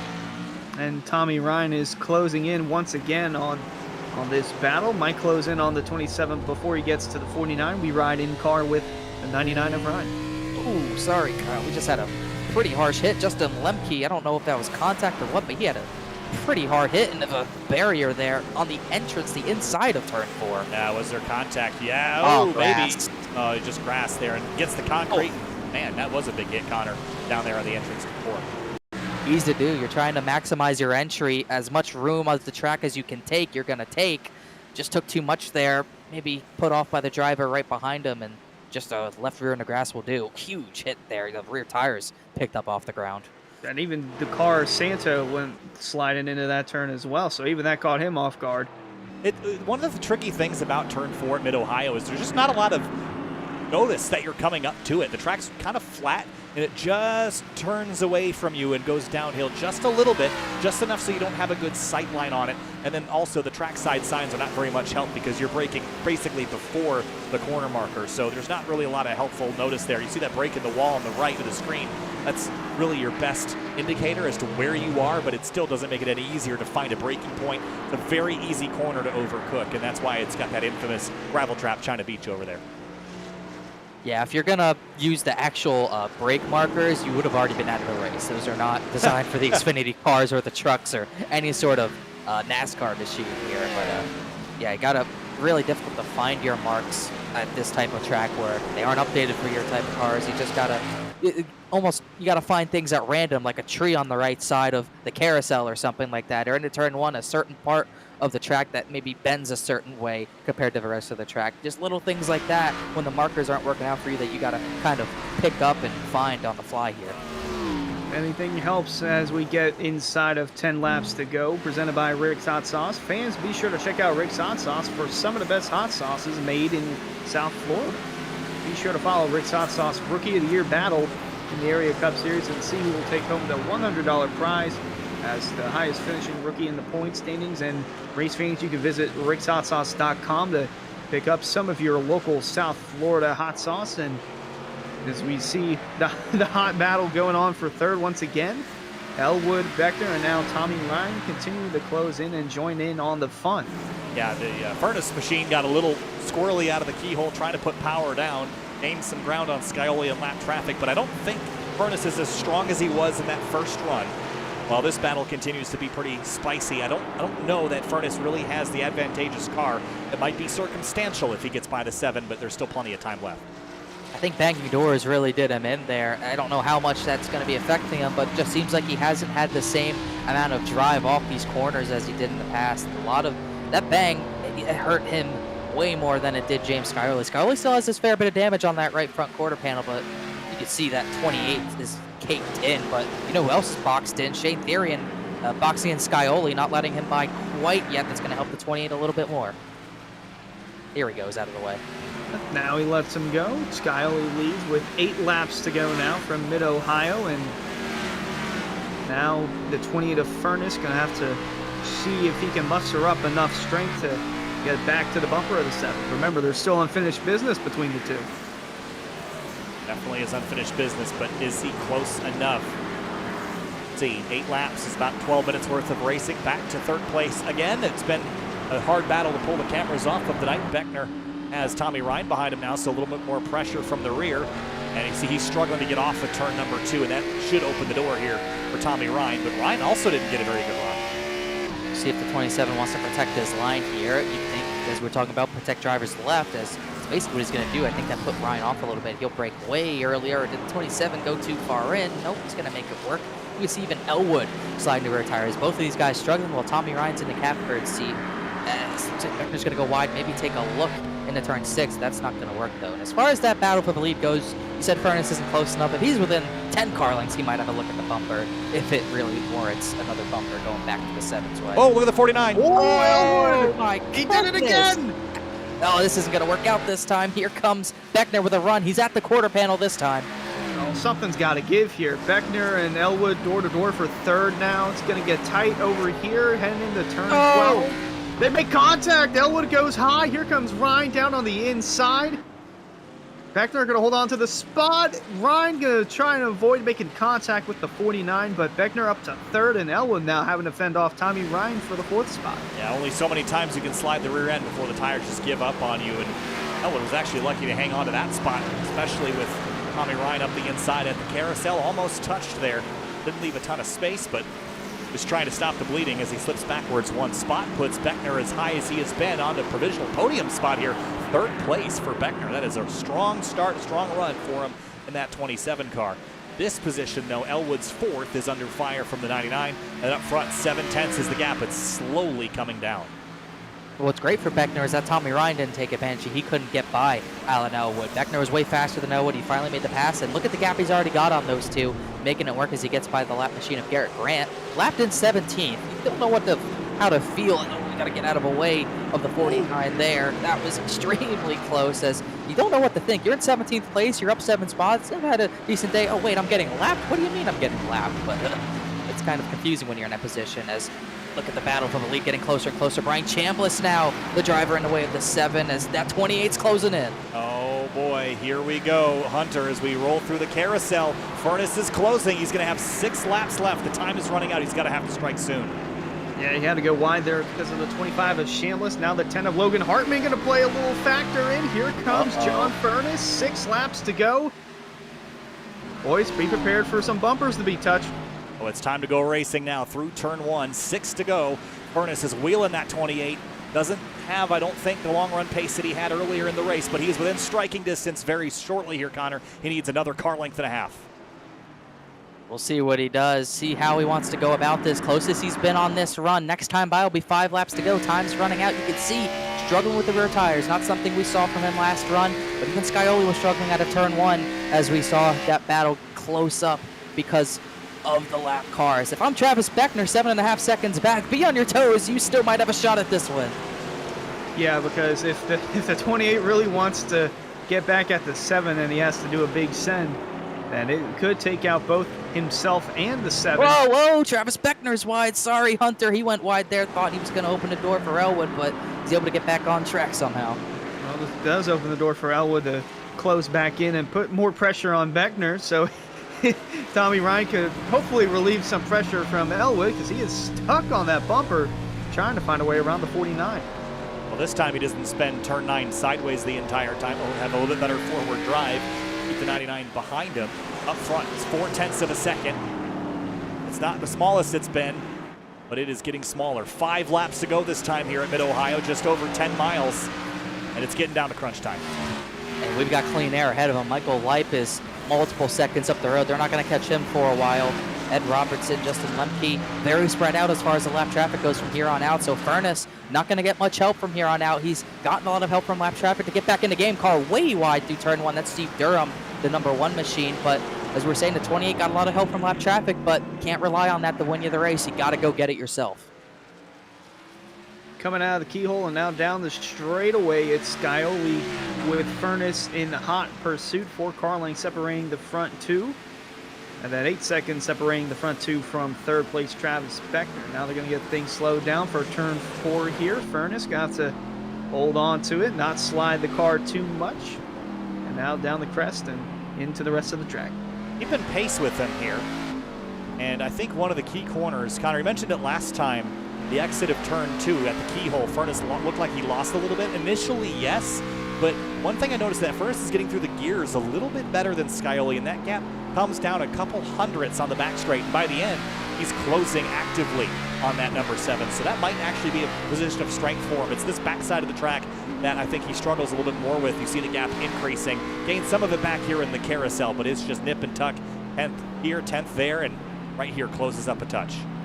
One thing, he might have to do a wider sort of entrance exit through the carousel. Seems like that's where he's losing a lot of time. You could see Scioli just charges away. I don't know if that's a 28 hunting for a shot at the bumper or just trying to get clean air on the nose, but it's not working. He gained a lot of time on that lap. And in my opinion, it looked like he lost a lot right there in doing that line. As you're saying, turn 2, that's great that he's doing that. He can have a run into turn number 4 if he keeps doing that, but he's got to stay close once he gets into the keyhole. And he's got to do better out of that carousel, in my opinion. And he's got to do a little bit better coming out of the keyhole as Scioli picks up 2/10 right there. It is smooth sailing for that 7 so far. Still 6 car lengths separating the front. And over back, it's still Beckner, Elwood, and Ryan currently the rest of the top 5. Furness just lurking back here. It's so close he can taste it. Got a battle for 16th going on here. Pierce Maffitt and Garrett Grant. Oh, sorry, Beckner went wide again. Elwood's on the bumper this time. A better shot than he had the last time Beckner went wide. Battle for 16th is close. Bumper is being exchanged there as well, but these 3 will not get off of each other. Could see some synchronized sliding here from the 27 and the 49. Nope, just Beckner. Elwood's trying to hold on to it. Here comes Ryan in the 99. All over that bumper. He's going to have to eventually make a move on one of these guys. Something's got to give. Someone's going to have to make a mistake. Elwood so close, tantalizingly close to the rear bumper of that 27. They haven't really been physical yet. These two, however, might have been. A little bit of touching here and there, but looks like Grant will have the spot. Beckner really sort of shallow on his entry to turn 1 there. Looks like he might have overdrove his stuff because I thought he'd pull away from Elwood, but with those multiple slides through turn 4, it kept the 49 in the game. 99's going to send it up the outside, barely making room for it, and he's going to pinch the 49 to that curb. That's one way to get the job done. Really solid move from Tommy Ryan. They're going to door off of the keyhole. 99 in the grass a little bit. He's going to let Elwood back through. Yeah, they beat and bang for that position, and Ryan gives it back to Elwood. Don't think he's going to send it in. I think he just wants to get around him cleanly with how close of a battle they've been having. Beckner wide there too, but you saw also the 99, he was trying to get back. You know, I think he probably would have drag raced the 49 to turn 4, but he had the left side tires in the grass, and the differential didn't like that very much. So it didn't accelerate the way that he needed it to. I still think this battle for 3rd is going to be very volatile the last lap or so. Not quite there yet. We're coming to 2 laps to go, and it's half a second between the 2 race leaders. I think there's traffic up the lane, but it's too far maybe to be a factor in this one. 2 to go here from Mid-Ohio, Connor. You can see Furness, he's just struggling. He just doesn't have the rear tires under it anymore. He might have pushed too hard trying to get back to the 7 because he just has nothing left to fight. He's lost about a 10th per lap the last 3 laps. As you can see that gap getting wider and wider. The opportunity to have a shot at a pass on the 7 getting a little bit more dim as the closer we get to this final lap here. He's got to find something somewhere. And you saw the bump made by Scioli to take the lead away from Furness.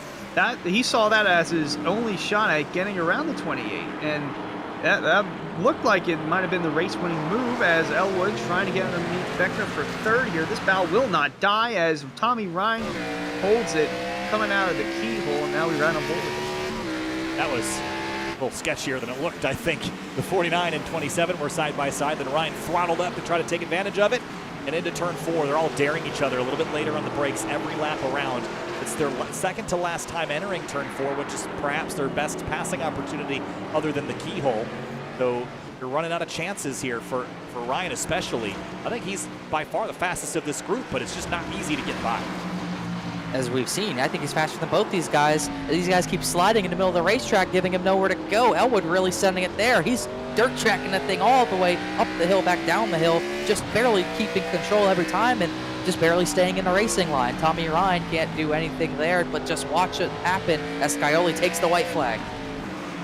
white flag one more time around Mid-Ohio. Scioli leading the way with John Furness. He's going to have one more lap to try and get around that 7. And the battle for third still heating up. We might see some bumpers move. Maybe not for the lead, but for third, fourth, and fifth. Scioli is in command in this race. He has led the vast majority, 34 of 44 that we have completed. There's just one remaining. This battle, though, still hotly contested as we get onto the final lap. Just over 2 miles. Elwood, the rear end sliding out from underneath him as he tries to get the car slowed down, but this is your last real good attempt here. Not a good run for Elwood. Where's Ryan? Right there. It's going to be tough for this battle to conclude naturally because there's a battle for 14th up ahead. Brian Chambliss and Shane Therian going to be side by side into turn 4 as well. This might mess these 3 up as well. Beckner got a good gap out of the keyhole there, but once again, look at the big slide. Elwood's going to slide as well to hurt Tommy Ryan more there, as those two cannot capitalize on the 27's mistake. Ryan almost in the left rear of Elwood, and meanwhile at the front, Scioli still trying to fend off the 28. I don't think Furness has anything left for him. Well, James Scioli gonna have to work his way through these last few corners and got to go back to the bump. He saw that as his opportunity to get around Furness and to seal the deal on the win. And here he comes off the final couple of corners. James Scioli going to pick up the first win of the season. He wins at Mid-Ohio. John Furness, the second place, earned that one tonight, but comes up one spot short. Travis Beckner, hard-fought race, ends up third in this one. Elwood and Tommy Ryan, a little bit of dramas on that final lap.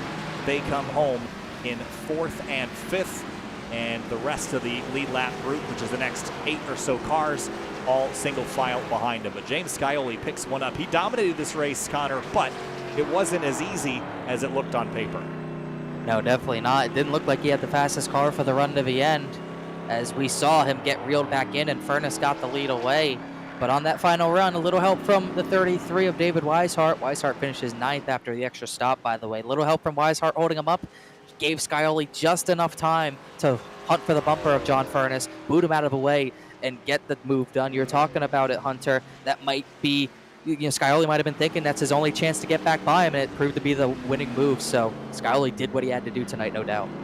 And John Furness, pretty sure he didn't want to retaliate too soon, because then that would put the 7, pretty sure he would think that would put the 7 in another position to retaliate again, but he wanted to wait, because in that first run he was able to reel him back in and take over as the leader, and it just did not work out in the second run there. But what a drive from the 7 of Scioli. I mean, he's one to watch out for on the road courses too. Yeah, again, one to watch out. Everyone kind of predicted that he was going to win. I don't think any of us predicted it was going to be as competitive as it was up at the front, or that we would have such a great battle for third. I know there was a lot of racing that happened tonight, but man, that one for third, we could not pull the cameras off it with how exciting it was. It was just fantastic stuff all the way around as Scioli comes around to celebrate his first win on the season. We're going to talk to the podium finishers here shortly, but checkered flag again for Scioli, and the number 7 going to burn it down. John Furness didn't feel like hitting him on after the pace lap, so doesn't seem like Furness is too upset about it. At the end of the day, that type of stuff just happens on a road course when it's sort of a short track vibe like it is at a smaller track like this, and Scioli rightfully deserves to burn it down, trying to get some traction. Don't want to go out into the grass, but really solid drive. He learned from his first run clearly to not burn the tires off, so he got the lead, and it looked like he was driving hard, but I think he knew what he was doing all along to keep the gap where it needed to be. So once again, just extremely cool stuff from Scioli. 2 for 3 this week. All right, here's a look at your race results. Scioli, Furness, Beckner, Elwood, Ryan, your top 5. Richard Thomas, we didn't talk at all about the 55 tonight. No, we didn't. A very solid 6. I don't think we even mentioned that name once. I was about to say that after the finishing, we didn't talk about him once. Name never came up, but he had a really solid drive, clean all throughout the race, up 4 spots from 10th where he started. Really good job from the 55, as David Weishart, even with that extra stop, was still able to get the 9th position. Chris Rabel, Weishart, and Greg Mitchell running out the top 10. Solid run from both Rabel and Mitchell, and then just outside was Bryce Senesac in the 09, and Shane Therian holding off 14th from Brian Chambliss over there, and Garrick Rant 16th. And how about Colin Fambrough getting 18th with how chaotic his race was early on. That's a solid finish for that number 18 car. Yeah, good finishes here. I mentioned Shane Theory, and that was last to 14th for him. Not a bad night, all things considered. And here's some drivers that had some troubles tonight, some damage. Brandon Key did rebound for a 23rd, but this next page here, Connor, this is some teams and drivers that suffered a little bit. Yeah, James Cooey had a rough night. Mike Tellier, he was really having a rough time. Jeremy Rigney, Joshua Frank, some of these guys who were just, we kind of saw them a little more than we needed to at times. Malachi McGlashan had an unfortunate out. I think he actually parked at Russell LePage. Ricky Harden actually had decent pace, but just couldn't keep the car on track. A lot of these guys are going to be glad that we're going to the cornfield at Iowa next week. I'd say that's true. I will just say, though, wasn't this race fantastic? This is why, again, I'm a big road racing proponent, but this is why, because it really forces you to really perform at all levels of the race. Without caution flags, we still had a very natural, good battle to the end. Love road racing, and it's not a secret, but let's talk with our third place finisher, Travis Beckner, that brings it home in third. Great climb forward for you, Travis, and some great racing all around. Kind of on the defense, though, those last dozen or so laps looking out the mirror. Take us through your night. Man, that was some fun racing with Elwood and Ryan there at the end. We were battling all night long, and I didn't like the track at first, but as the night went along, I slowly got better and better, and some fun racing there. It looked like it. I mean, managing tire fall off, that's always the big challenge here. This track is known for being extremely slippery. How are you managing your tires, and over the course of the run, do you feel like you got better or got worse in relation to your competitors? I feel like I got better. I mean, there was a few times where I was watching up off the corner. Elwood had some tire tracks laid behind him. I was like, he's burning his rear tires off, and ended up that we had a huge battle at the end for third. And that was some fun racing, man. Looked like a lot of fun. Hey, Travis, congratulations. Fun night for sure. We head to Iowa next week. How do you feel about your confidence level and your skill level at Iowa? Haven't raced there too much, but we're gonna see what happens. Gonna send it. If it sticks, it sticks. If it don't, it don't. But before I go, is it okay if I can thank a few people? 100%. Yeah, of course, I'd like to thank everybody in Miller Racing for giving me a ride and not having to qualify in every race, because I suck at qualifying. And yeah, Collier Cutters in Southwest Florida, and Lodgebox, Rick's Hot Sauce, Marconi Setup Shops, a few Palmetto State Army, of course, everybody in my family that's been helping me out with this, watching the race right now, and y'all taking the time out of the day to do this. All right, Travis. Hey, well, thanks a lot and appreciate the words, and we'll see you next week at Iowa. Best of luck to you there. Thank you. Went on now to second place. John Furness fought hard for it all night long, led a bunch of laps, but in the end comes up one spot short. Fenders and bumpers kind of battered and banged in. You were racing hard out there, John. Take us through your night. I know you led some laps. Kind of got knocked out of the way, though. Take us through your night and your thoughts on that pass for the lead. Yeah, we had a good run. It was a lot of fun. I didn't own this track before this week, so it was quite the learning curve. I did a few laps the other night and got pretty comfortable, and really was surprised in qualifying.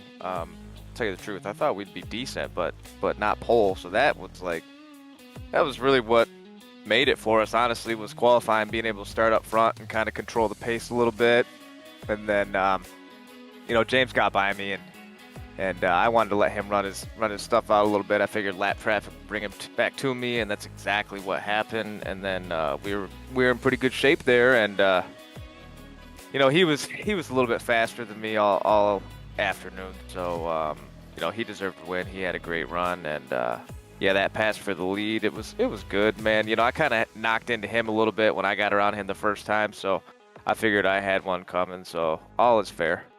Hey, John, a great attitude after that. That was a fun fight to watch. Really, really good racing all the way around. Had a couple laps. You guys were just side by side. So thanks for the entertainment, and we'll see you next week at Iowa. Yeah, appreciate it, man. It was a lot of fun. There's a couple times where we were 3 wide there with traffic, which was a little uneasy, but definitely got to send a shout out and a big thank you to Physicus Motorsports. I wouldn't be here without them, and our primary sponsors, NAI, DeLeo Bram, Magyar Bank and Eat Sleep Race. A lot of fun to be able to come here and put on this show. It was a great time. So thank you guys as well for the broadcast. Really appreciate it. Absolutely, John. Hey, thanks so much. We'll see you next week at Iowa. Best of luck. Yes, sir. Have a good one. Thanks. Wrapping things up with our race winner, James Scioli gets it done. His first win on the season, and it came in style at the road course here at Mid-Ohio Sports Car Course. Lefts and rights, James. At the beginning of the night, everyone was like, yeah, James will probably win this. I don't think we were expecting it to be as entertaining as that. What was your perspective on the race tonight? Man, that was probably some of the most fun that I've ever had on a road course ever. John was he was quick. We were really evenly paced. That first run, I knew I wanted the lead, so I tried to take it pretty early, and I thought that I was saving my stuff, but clearly I wasn't doing a good enough job and let him back by me there right before we pit, so figured I'd just follow him in and try and do a better job that second run. And I really didn't even want to pass him that early in the second run. I was kind of just going to sit behind him. I saw that he was sliding his rear tires just a little bit more than I was, so the ultimate plan was to just sit behind him, but then he got held up a little bit going for the lead around David, I believe, and I just had to shoot my shot, gave him a little bumper, and was just trying to stay conscious about the rear tires and hope that I could run away. Lap cars definitely kept it interesting. There were some good 3 wides that I had, not exactly what I was going for, but looking back on it, I'm sure it'll be fun to watch. I promise you it was fun to watch, James. Congratulations. We head to Iowa next week. Do you think you can follow up with a second win next week?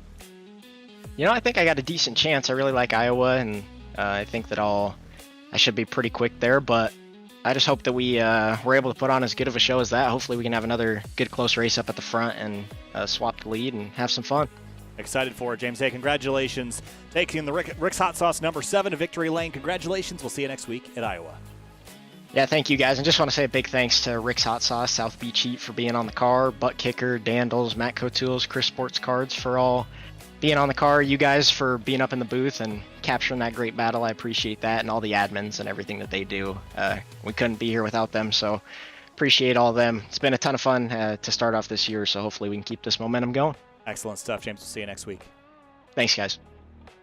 Went on now to our final moments of the broadcast tonight. Connor, final thoughts, though. This is our only road course race of the season, but I think a lot of what we saw tonight maybe can transition perhaps to a little bit of next week, a little bit of outbreaking each other and kind of dancing on the limit. Iowa Speedway is a challenging place, and I think it kind of falls into a short track category as much as it does a Speedway one, and we've always talked about road course and short track kind of sharing some components of skill. Well, one thing I think both Mid-Ohio and Iowa share are the grip levels. We saw a lot of slipping and sliding tonight. I think we're going to see a lot of that next week at Iowa with these Xfinity cars. I think you're going to see a lot of lane variation, and you're going to see that top line near the wall kind of come in. You're going to see people break down to the white line, even going under the bumps. I think it's going to be another game of sort of tire conservation. Might see different players up at the front being in it oval, but yeah, I think we will see a little bit of what we saw tonight carry over to Iowa, and it should be a lot of fun. Hunter, final thoughts on tonight's race and looking forward to next week. All 3 series, the Cup Series, Truck Series, and Lodgebox Series, all heading to Iowa Speedway. Well, at least I knew that James Scioli was going to win, but I didn't think it was going to be that close. Did not expect the speed from John Furness there to make it very interesting, not just for the end of the race, but throughout the entirety of the race, and then all the chaos with the lap cars going off and on all over the place, and battle for 3rd, 4th, and 5th. But there was so much going on. Tonight was absolutely phenomenal to watch. I think everybody agrees with that. It was certainly a fun night of racing here at the road course. Next up on the Lodgebox Series schedule, we talked about Iowa Speedway. Then it's IRP on November 10th, followed by Atlanta, Darlington, Bristol, Charlotte, and New Hampshire. Those are the next group of tracks that are up on the schedule. So short track race in the next couple of weeks. Then we head to Atlanta, Darlington, before we head back to the short track at Bristol on December 15th. That's going to do it for us tonight, though. Kyle Heyer alongside Connor Horn and Hunter Sleppy. Thanks so much for watching, and we'll see you on Monday for the Area Cup Series in Newton, Iowa.